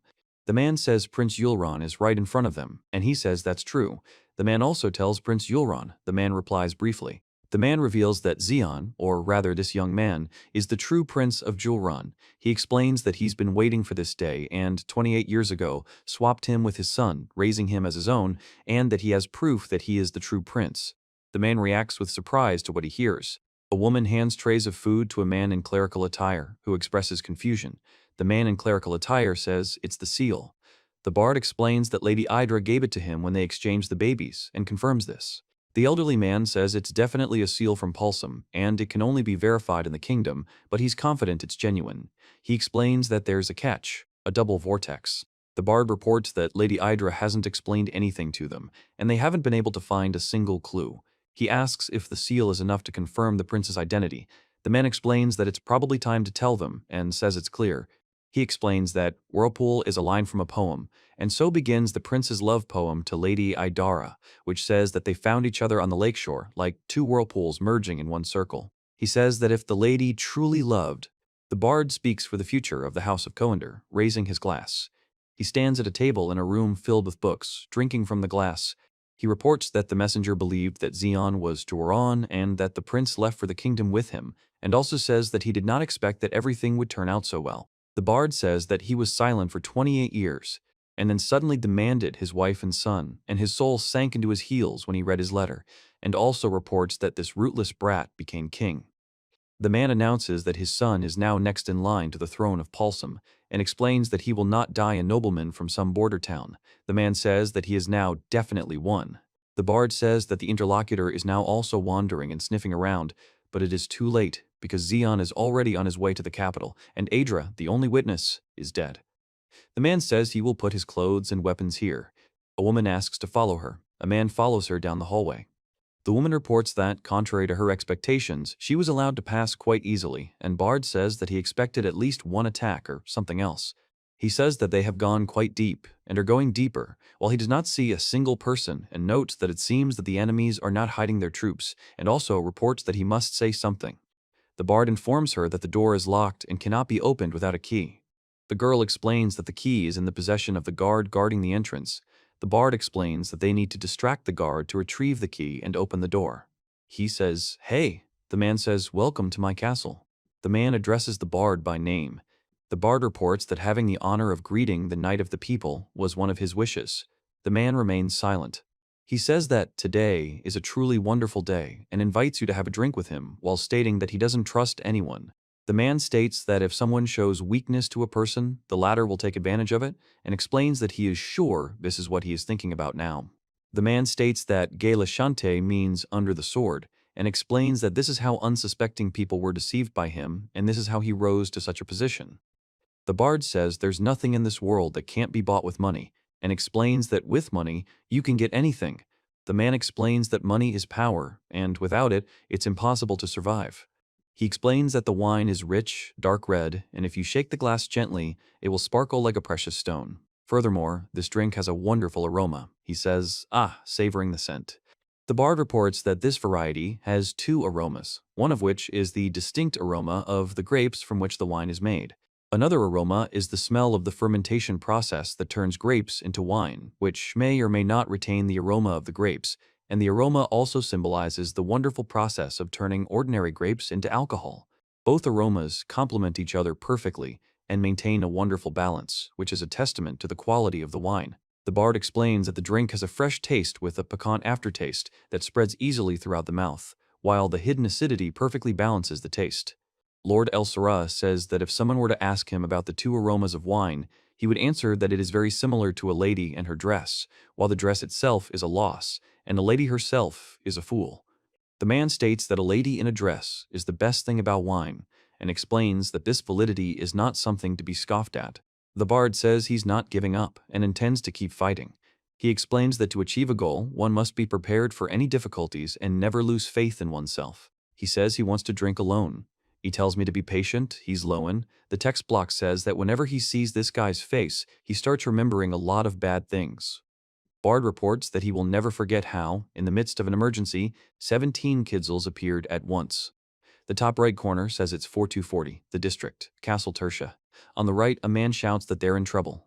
The Bard reports that here they are heading to the main castle of Tertia and have begun the offensive of their army. He says that ever since Kaldus took power, he's been ruining everything for them and asks if they're laughing at him again. The man says that if they can't stop the Kidzels here, then all the eastern border provinces are doomed. The other man says, perplexed. Bard says he's never fought a Kidzel alone and probably thinks Kidzels are just regular animals that have gone a little crazy. He also says he probably doesn't think much about it. He says he really does look down on them. He explains that he probably thinks he can take advantage of the noise with the key cells and then easily take over the place. The man explains that the number of men they can send to fight is limited and asks how long they can hold out. The Bard explains that he's coming too. The man confirms this and asks what exactly he means. The man says that if he remembers correctly, the Bard has broken ribs. He says that if the enemy were a Kizil, he would certainly die, but against a human, he would never. He announces that he will show them the hidden energy and potential of Tertia. Bard reports that along the way, they beheaded 2 veteran commanders of Kozner, and, seizing the moment, tried to join the main army and capture the head of command, however. He shouts to Kaldus. A man on a horse with long hair tells Loen. The 2 riders say they won't let Kaldus get close and ask Lord Kaldus to leave. The Bard screams, then strikes. Several armored riders react to the attack. The Bard screams as he is struck. He says he won't let Kaldus escape and warns him that he won't pass. He expresses dissatisfaction. He reports that he was unable to deal with the soldiers due to his broken ribs and therefore was unable to pursue Kaldus. He also explains that Kaldus hasn't appeared on the battlefield since then. The Bard says the man had a ball that could sniff out everything around him. The man says there will be a conference of lords in 5 days, to which the Bard replies negatively. The armored man says he believes this is indeed the case. He announces at the conference that he will declare that his territories, and those adjacent to them, will officially become part of the Kingdom of Palsum. The Bard says that the Kingdom of Palsum supports him, which is why he is able to do all this, and asks if the interlocutor is interested in this. He then asks the interlocutor to guess why, and asks why this would be. The man says it's something to do with King Vindelmath, he assumes. He says the man knew that, and it's no surprise, adding, haha. The man reveals that Jules was not his child, but that of King and Lady Adra, and laughs, saying he's sure Bard came here on business. Bard explains that it's too late, no matter what he did, and regrets it. He asks what this means. The man explains that they switched the babies. When the princess returned to the Terja family, they replaced Jirlan with Jian's son. The man explains that it was a secret between him and the princess, kept under his sword, and says that it doesn't matter how be. The Bard explains that the double helix part sounds like it's a stanza from a poem. The man asks if the Bard is talking about a poem. He says he didn't know. The man says no. The Bard says that Giansara died, but the order was still in force, and then Dezultiaga came to him with the seal in his hand to sell it, while noting that it was damn expensive. The man tells Loen that he was disappointed to hear that the man had abandoned his masters, the Terja family, and gone on a journey. The man remains silent. The Bard says the man had been thwarting his plans for the longest time, and he thought he could use him as a herald to announce his accession. He learned about the seal and the double helix from the Marquis's servant and panicked when he heard the man was heading to Rince, the Bard thought. He says that the other person didn't know anything important and didn't get to the root of the mystery, but he learned what he needed to know and was able to understand the most important details. Bard says that Terja will lose all its territories, and he will not stop there. He says that they made Princess Adra suffer and caused her to die, and he will make them pay by destroying the Terja family. He then announces that from now on, his words are the truth. The man reports that Bard Loen is late and orders them to obey him. He says that if they don't stop it now, it will be too late. The man explains that they must prepare for the worst. The Bard asks what Loen's answer is. The man inquires how far the envoy and his party have traveled. The man reports that the envoy left 10 days ago, crossed the Obar River, and is now riding on a horse-drawn carriage in the capital. He says that it is clear and that this is good. The Bard says he's sure he remembers exactly what it is. He explains that it's a record detailing the amount of money sent to Kalaos each year from the king to the Marquis of Gadushi, and explains that it was intended to cover the princess's living expenses and the upbringing of her child. He explains that this money never reached the princess. It was likely embezzled by Kalaos and used to strengthen his hold on the family. He recounts that with the embezzled funds, the Cosnator family realized their ambitions and expanded their influence in the region. The bard reports that the seal with the whirlpool is proof that the child is King Windelman's. He explains that the messenger accepted this as proof and recognized Zeon as the king's true son. The man says he has the seal. The bard adds that it's useless. He explains that a fingerprint is unique to a person and is indisputable proof of their identity. Instead of a stamp, the finger is dipped in ink and pressed onto paper, which, along with the fingerprint, becomes a symbol of identity. He reports that fingerprints remain unchanged from birth until death. The bard says that he sees no point in the interlocutor's story and warns that if he tries to stall for time, his efforts will be in vain since there is no way for him to correct the situation. He explains that in the royal family, all baby fingerprints are taken 50 days after birth, and this fingerprint apparently indicates that the child is related by blood. The man says he doesn't have time to listen to this useless chatter. The bard explains that if royal blood flows through your veins, double swirl fingerprints are common. The man says, Saint est. He explains that despite the lowly origins of King Windelman's mother, the reason he could claim the throne was due to this fact. He then reveals that this happened 29 years ago. The bard says he passed by the messenger and his company and asks if that's right. The man says he met the messenger and his company. The bard explains that he seemed to say something about being late.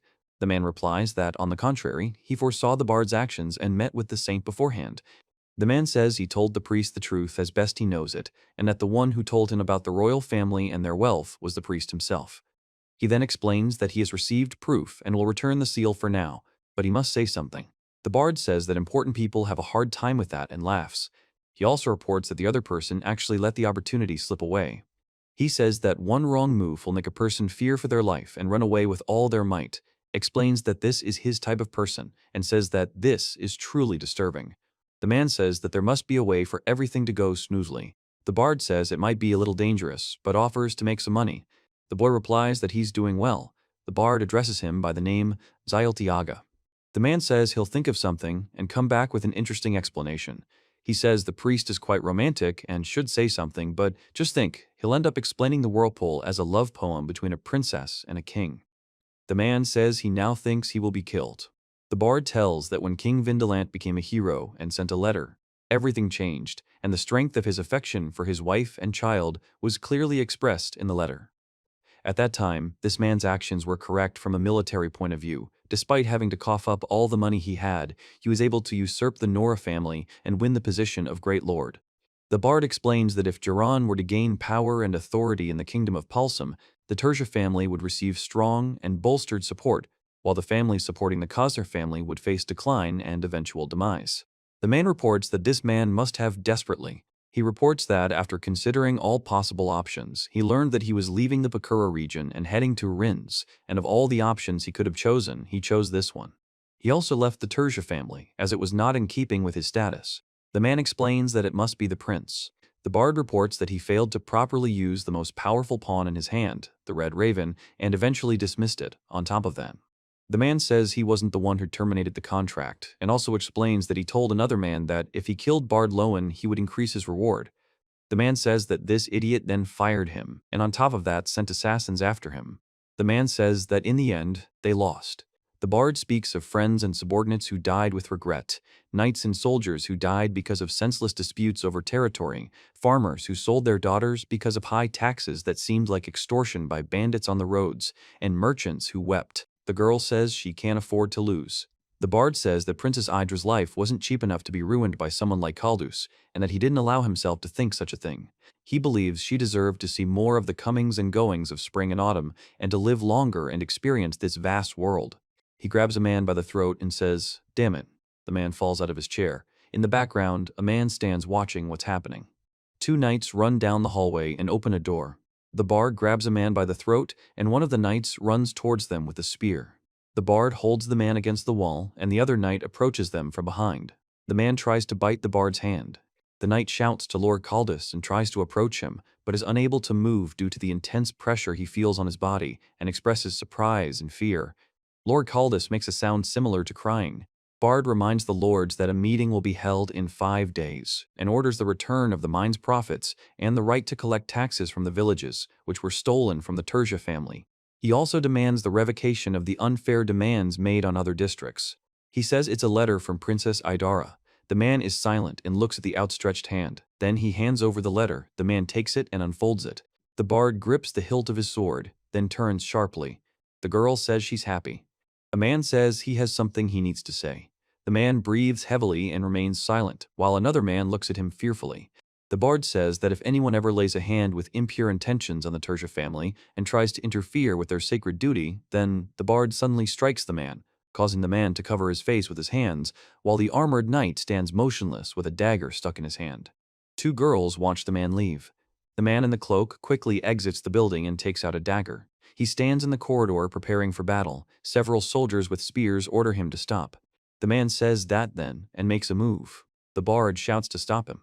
He reports that Sir Zegwade. The armored men react to the appearance of Sir Zegwade. The guy says that this is it, this lust for murder, and says it's magnificent. The bard says that this is the bard Loen he wanted to see, and says that he always looks down on him. He says the blade is shaking. The man reports that the blade is shaking and creaking. The man explains that the blade is shaking and creaking. The man reports that the blade is shaking and creaking. The man reports that the blade is shaking and creaking. The bard says he can't fight a man who doesn't want to kill. The bard grabs his sword and kneels before the cloaked man standing before him. Several soldiers watch the scene. The helmeted man stares at the scene with tension. He lets out a piercing cry of pain and tension. Bard tells him to stop and stop. The man shouts back. The man explains that Bard is Prince Julron's teacher and an important figure, and that raising a hand against him would be a terrible mistake. The man warns that if Bard is harmed now, Kozendera's future will be in jeopardy, Bard says. He says he thought of using another man as a herald to announce his inauguration and accuses him of interfering with his plans for years. The man wonders if this mistake was his. The bard says that before. The dark-faced man explains that he felt a deep sense of hatred and considers it bad. He says that this could be due to his affection for the princess or because all his actions were aimed at resolving a personal grudge. He says that his hatred was mixed with the fact that he deserved punishment for his misdeeds against Klydora and the Tertia family. He explains that the innocent, powerless villagers were trampled by those who abused their power, which was unforgivable, and the bard says that if it were just a personal grudge, he would have killed him, and there's no better revenge he could think of, but the reason he suppressed his grudge and left him alive was to ensure the peace and stability of this land and the people who live on it. The girl explains that this was done to fulfill a wish. He reports that he's left one room to be ready to receive him at any time. Sir Loen says he can't beat age and thanks Count Rincy for his help, noting that he truly saved him and calling him a good horse. Count Rincy explains that he's fine. The bard reports that, as stated in the letter, he sent the fingerprints to the king through the marquis and is currently doing what he is prepared to ensure they reach the king. The man says thank you very much and laughs. He says that his journey is over and he no longer needs to worry about Zularan or the Tertia family. Then he says, "Oh?" The man asks him how he is and calls him boss and also calls him Sir Loen. The top right frame shows a close-up of a seagull. The lower right frame shows Bard biting into something in his beak. The upper left frame shows a ship with sails and a pair of seagulls in flight. He explains that the complex flavor must be due to the use of real herbs and spices, adding that in addition to being dried, is probably smoked or something similar. The man reports that the flavor is indeed similar to what you'd expect from a port city, so that's what jerky is. Bard reports that the financial resources have been returned and that he is confident that Kozdera has also ceased her aggressive behavior in the region. He then explains that the reason he traveled is now meaningless. The man asks what they will do now, and Bard explains that he will now be able to return to. He explains that the paper is made from bamboo leaves and that it looks like bamboo, then says that at first she didn't like them because of the leaves' strong smell. The man reads a letter that begins with an address to Bard Loen. The bard says he wants to congratulate his companion first, assuming he's gone on a journey to see the wider world. He thanks him for his wonderful wishes and sincerity, noting that his companion has always been as free as a bird. He explains that he remembers a small table in the refreshing garden where he says he thinks it would be nice if he came back. The letter says that Idra asks for health until the end of time and that their friendship will never end. The man says it's time to go on a trip. The bard says that even if he lives his life the way he wants for a while, he is confident that he will not be condemned. He explains that there is nothing in this world that cannot be understood if you look and listen carefully. He says that everything around you is just signs that you need to learn to read. The bard tells that much further down the Kubara River rises the spiritual mountain of Fuzar, where the souls of the dead gather. They are said to receive the god's guidance and then ascend to paradise. He asks if the princess's soul will ride this dancing wind toward Fuz. He says he can't afford to be weak because his life depends on it. He explains that if he loses control, he will die. The bard says he would like to die protecting his fallen horse from the beasts. He says that this is his dear steed and asks a question, confirming what he said. The bard reports that this ending suits him. He says so. The dog growls. Bard says, "Oh, shit." Bard deflects the wolf's attack with his shield, breaking its fangs. The wolf leaps to the attack. He stands with his sword, preparing to fight the wolves. He reports that the wound is not fatal. The wolf looks on with fury. Bard's sword shatters the wooden board. The bard reports the sound of a blow. The bard remains silent, examining the dead animals on the ground. He says he's tall and has green scales, gillcast. The bard says the meat on the bones is all that remains of the kill, and that they should have eaten it while it was still hot. The bard explains that it's getting dark in the forest and they need to hurry and eat. The man expresses surprise and says that it is so delicious. The bard says the horse is his only friend and he can't talk to people. The man with long hair explains that the horse understands his feelings and is always there for him, despite not being able to speak. He reports that many useful herbs and plants can be found in this forest that will be useful on the journey. Then he pours water from the jug into the pot. The bard announces that a merchant he knows will be arriving soon and asks for a little wait. The man says they can stay in his small hut for now and agrees. The sound of falling water is heard near a house near a cliff. A man and a woman are walking along a rocky path to the house. The man explains that if Gilcast dies, he must tell the ancestors about the clan's military achievements. The man explains that the memory of these achievements is preserved by the spirits of the ancestors, and that the clan thus deserves respect.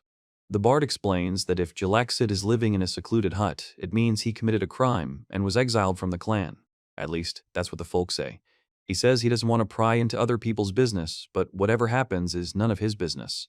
A waterfall is visible on the cliff, with trees and shrubs growing at the top. Night gives way to dawn, and the sky gradually brightens. The bard says that thanks to Sir Ingdal, a good scabbard came out of this, and confirms this with the word exactly. He says that they need to quickly find a sword that will fit them. The man is silent. The bard claims he's still alive. He recounts that when he said goodbye to Priest Bari at the estate by Lake Manor and went about his business, the priest asked how Stablos was feeling. The text says the magic word sounded like Stablos. The bard says he's still alive and doesn't know what to do. He explains that no matter what happens, he just has to keep living until he dies. A man stands with his back to the viewer at the entrance to a hut, looking at smoke rising in the distance. The bard says, "Let's go." The man replies, "Oh." The man says that Tori and he, Loen, would like to get to the city. He replies that no problem. The bard says that either way, it looks like they saved that green gentleman or something. The man says he was the one who helped him out when he got into trouble. The bard asks if he's serious. He says that now we need to find some kind of weapon that will be useful, at least for the first time. The bard is silent and then says that it is a sword. He says that his interlocutor has good taste and calls him a worthy warrior. The man asks what this twisted thing is. The man says the sword before them is undoubtedly a masterpiece. The bard explains that it's not even a sword, but a cleaver, and asks how one can call it a masterpiece. The man says yes, yes, and calls it a cleaver sword. He says he couldn't. The man remains silent. The bard says the material is heavy, but not bad at all. Then he swings his sword. He asks how much the item costs and says he wants to buy it. The man is surprised and confirms the purchase, then thanks her for it and explains that the price was lower than expected, and he himself didn't know what to do with the item. The bard reports that the scabbard fits perfectly and explains that it's a bit long, but that's better than if it were too short. Then he says, He says he'd like to spend the night here and asks if there's a tavern nearby. The man asks if he'd like anything else, then explains that in that case they'd better stay with the village elder. The image does not contain characters or speech bubbles, so there is no retelling of the text. The man says these are kolnatsi straight from the oven and expresses surprise. The woman asks for some and laughs. The bard says it seems to be because of the money he gave them and explains that he smells a refined scent with hints of sweetness that appear when he inhales deeply. He says the nuts are dancing in his mouth and are so juicy, they're just amazing. The bard explains that the local wine is so easy to drink and that simple boiled vegetables pair well with baked goods. He adds that the village uses different grape varieties for wine, so the color of the drink can vary from year to year. The man says he's disturbing his rest and asks to wake up. The woman calls him Sir Warrior. The man invites her in. The woman replies, He says he's not sleeping like that anymore, and the man confirms, yes. The man reports that the village has been taken over by demons. They try to fight them off, but they are in trouble, many are seriously injured, and he doesn't know if he can ask for help, but begs them to save their village if possible. The man says they're there. The bard says they're there. The man reports that the three dwarvars are still cubs, but the villagers are still unable to defeat them, and adds that, moreover, Bard screams. A bear from a broken cart attacks three men who fall and scream in pain. One of the men tries to defend himself, but the bear approaches Bard, who watches it with alarm. He explains that because of the darkness, he was mistaken for a mighty warrior. The bearded man pleads with Bard, saying they are saved. Another man announces that a knight is here. The bearded man calls Bard Sir Knight and pleads with him. The bear growls and attacks Bard, who responds with a blow and says that next time he will hit harder, as he was holding back so much so as not to break the sword, but apparently it is stronger than he thought. The bard yells at the bear to bite him and strikes him while the bear growls. The man explains that dwarvars are usually cowardly and immediately run away when wounded, and notes that it's strange that they behave so unruly in such a crowded place. Several people watch the scene. In the top right, he's fighting a bear, striking it, while two men watch and rejoice. In the center of the scene, the bear roars and he stands opposite it in silence. In the bottom left, he explains that he doesn't understand why he should worry about his weapon in. The bard says he's going for a full attack. The men report that one is ready and that he's won, and that he's done it.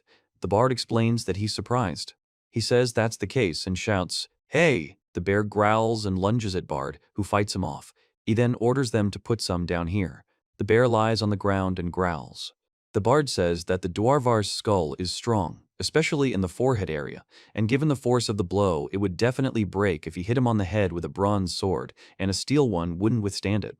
He says he's behind him. The men shout, "Sire." The man says, "Sire." He stabs the bear in the back with his sword. The bear roars. The bard strikes his sword at the enemy. The man reports that he succeeded. He was the last one. A scream is heard against the backdrop of the sky and trees. The bard says, and explains that the sword's kick is simply astounding, especially when he swings it at full force. He reports that the center of gravity is shifted further forward than he thought, so the force of the blow is much greater than with a sword of the same length. He says that when he swung his sword at the dwarvar's head, he thought it was the end, but not only did it not break, but it easily crushed his skull. He then says that his sword is simply amazing and what a great buy. The man expresses surprise.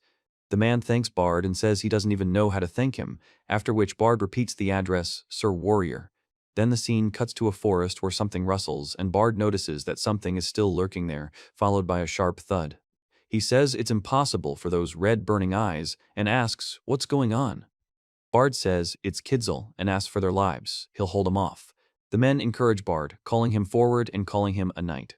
Bard notes that things are bad, and says that although the village is near the border and the breach in the wall is far away, the settlers are not. He explains that this is precisely why they were so aggressive, and even if he had known what he could have done. He explains that the dwarvars and demons have very thick skin, and, moreover, they are well protected from magical swords and are strong in themselves. The bard says he prefer to fight the monster with knights armed with shields, bows with poisoned arrows, and iron spears, and without an iron spear, he'll only hold it off for a short time. He explains that the monster is quite slow, and if there were more room here. He says that if he evades, the inhabitants will suffer, and it will be an honor for him to die in battle, confirming this with the word definitely. The man notes that everything is bad and that the enemy is preparing to attack. The bard says that a sword won't do much good with a sore shoulder, and his legs are simply falling off.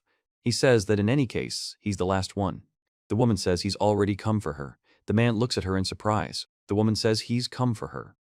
The man says he can't believe this happened, and says everything will change now. Bard tells Stablos to share his power.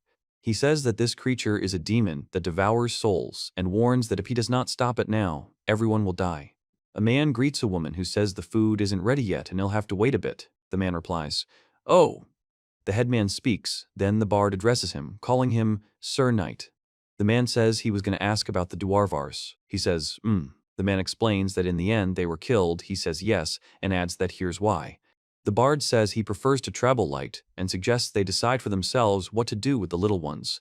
The man thanks him. The bard explains, however, he says that he will take this friend with him in any case, and says that he does not want to disturb him at such a time, but asks to skin him. The man says he wanted to ask everyone, by the way, did anyone see the sword glowing turquoise last night? The guy says it was glowing turquoise. The man asks what he's talking about. The bard says it's curious. He explains that the heroes linked their souls to the Nayada Yendo, soaring dragons, and were able to fly on them and, with the help of Magillian Divine Dragon, they defeated the monsters with their enchanted weapons, while noting that this is just a legend, he tells. The man reports that this strangely sharpened sword turns out to be an ancient enchanted weapon that, according to legend, killed Daituri and Gilganos, and it turns out that it belonged to ancient heroes. The bard reports that he is laughing. The man explains that he is breathing heavily and laughing. He says that if he had had an enchanted sword that day, he would have been able to save many, but now he doesn't know what he, an old man, should do now. The bard says he is tired and breathing heavily. He says that on second thought, he should have asked them to give him a ride in the cart. The bard explains that they need as many workers as possible to rebuild the village, even if there aren't any, and that he's already putting enough strain on them by skinning the beast. He reports that Stablos carried much more stuff and always walked confidently, never complaining or being capricious. The man says that he feels pressure, creaks, and sighs. The man says ooh and ah, experiencing pain while carrying the load. The woman apologizes for her son, and the man says he's not offended. The man asks where the woman is headed and explains that it's not easy to travel on foot with such a load. The bard says there's a village to the west, just down the road. The man says they're going there too and will be selling vegetables, and he offers to join them if they don't mind. The man says he's very grateful. The boy says that when he grows up, he wants to be a knight too and protect everyone. A man with a headband asks him to stop talking nonsense and instead go gather firewood, to which the boy replies that he's running. The man in armor explains that one can't always be in the clouds. The man says the nut salad is finger-licking good and expresses his admiration. Another voice says that it is reported that eagle-luncher improves the functioning of organs, is especially useful when feeling unwell or tired, helps to digest many other foods, and is a medicine for all occasions. The bard says he's dying to try a dish prepared by someone who knows more about it than a simple farmer. He explains that an old woman taught him how to make it. The man asks how she's doing. He explains that he is using a sling. Then the bird suddenly takes off. He reports that the bird has flown away. The bard announces that the preparations are complete. The boy asks if sapo can be eaten like this. The man explains that sapo itself is tasteless. The boy replies that it's clear. He explains that by adding juice squeezed from peeled sapo fruits, the broth will become cloudy and a thick, rich soup will result. The man says there will be vegetable soup today, and the boy says it will be delicious. The man shouts, "Take it off." The woman asks him to calm down, and the man laughs and says it's good that he's so lively. The bard speaks to the grandfather. A man sits by the fire and drinks from a vessel. A man lies on the ground, his hand under his head. He asks if he is still awake. The boy replies that yes, it's just. The young man says it's completely impossible for a farmer's son to become a knight. The old man remains silent. The bard says it's quite difficult. He explains that when a knight's family has no heir, they can adopt a strong and intelligent peasant to become a knight. The man says that in practice, this almost never happens. The boy asks if he'll be taught how to fight with a sword if he goes to the noble's castle. The man explains that a farmer's son will only be assigned to chores. The bard says that to become a knight, you need to train for 7, even 10 years, and that's quite a long time. He explains that equipment costs money, and combining training and work is impossible, and no nobleman will support an unemployed person. The boy says he'll do his best to keep up with work, and he says everyone says that. He explains that a servant can do the same job in a day, and a page in half a day, and that they devote their free time to training. The bard reports that even a simple bronze sword costs 5,000 gils, and the cheapest steel sword used by knights costs 20,000 gils. The boy says they don't have such incredible wealth. He explains that one sword isn't enough, and that different equipment will be needed. The boy says he'll work for it all, and asks what kind of work he'll be doing. He says he can't borrow one from any of the nobility. A young man says he can work in a castle and fight bad guys. The old man asks if he's a knight serving in the castle and says there are plenty of them. The man explains that when noble houses fight to destroy a large enemy group, or when a pack of wild animals appears, warriors are hired and knights and soldiers not serving in castles are sent to do this work, by which he means killing people. The boy repeats the word. The boy explains that when a battle ends, they have to find new work, and so the knights errant wander from castle to castle, killing people to make a living. The boy says they do. The bard explains that he seems to have gone a bit overboard. He says that a farmer's son shouldn't hope to become a knight, but the truth is unavoidable. The boy remembers that he was the same age then, and muses that, if you think about it, he's 9 years old. The boy also says that this brings back memories. The bard says that he also dreamed of becoming a knight, but he could not confess to his father. The young man explained that his father was a squire. His mother said he had noble blood in his veins and that he used to work in the castle. He explains that he never heard anything like that from his father, even though he had a steel sword. It is said that one day a wandering knight stopped by their place. The boy asks Bard to teach him sword fighting, and Bard thinks this is his chance. He says that this is how he started learning fencing and asks how he helps around the house. The boy explains that he chops wood, carries water, mops floors, pulls weeds in the garden and field, removes stones, and does much more. The bard tells him to finish all the work first, to which the boy is surprised at all. Several birds are perched on a tree branch. He says that if you finish early, we'll start classes early, but then there won't be time to practice. The boy replies that he'll be breaking his promise to his father and sighs. A man throws an axe at a log. The man explains that if the axe gets stuck in the log, it means it hit the mark. The man announces that now it's time to chop wood. The bard says he'll start with running. The guy says he's already done everything. The guy asks about the sword, and the bard replies that after the run. A man walks up a hillside, and a boy follows him. The bard suggests a break. The man agrees, but says he can still walk. The bard calls him a weakling and suggests they rest anyway. A boy looks at a man who is standing with a sword pointed straight ahead. Bard reports that he spent the entire first week demonstrating a vertical strike, while the boy watched from different angles. He explains that in order to see not only the movement of the sword, but also how the arms, legs, and muscles work, he could at any moment imagine the swing he saw.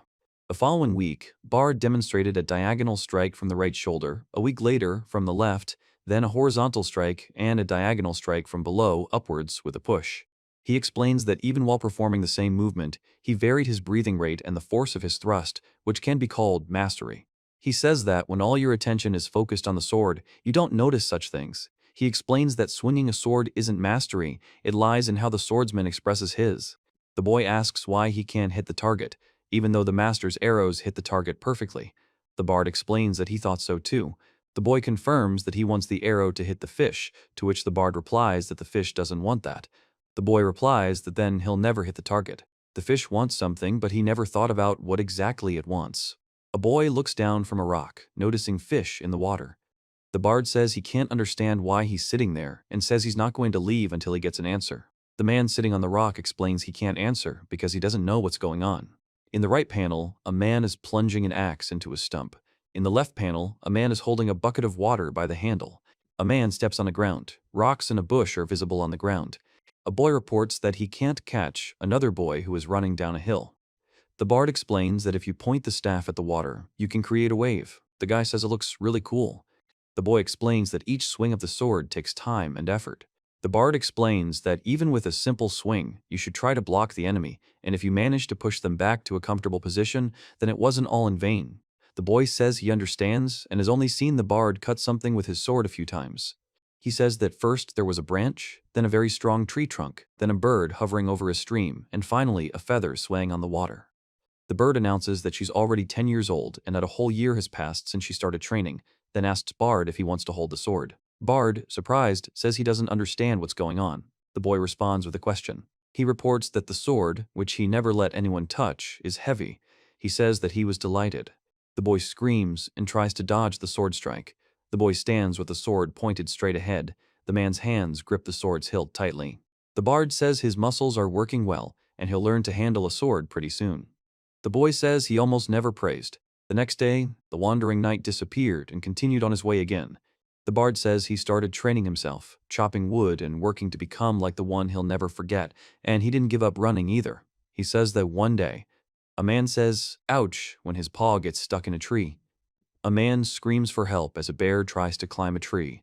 The man hits the bear on the head with a stick. The bear growls, and the man holds tightly to the tree branch. After a short conversation with his father, Bard reports that he thanked him with money and then asked. He says he would like the boy to serve their lord, Eldzere Teresia. Bard announces that starting tomorrow, Bard will begin working as the lord's squire. The man explains that that night he became Lord Eldzere's personal squire. He asks who the man is swearing allegiance to on his knees. He then explains that, according to centuries-old tradition, one cannot swear allegiance to the person performing the ceremony. The bard says that many years have passed, but he still believes in this curse. He explains that although he no longer has a sword or shield to defend his name, he says that the stone deer are Kizels.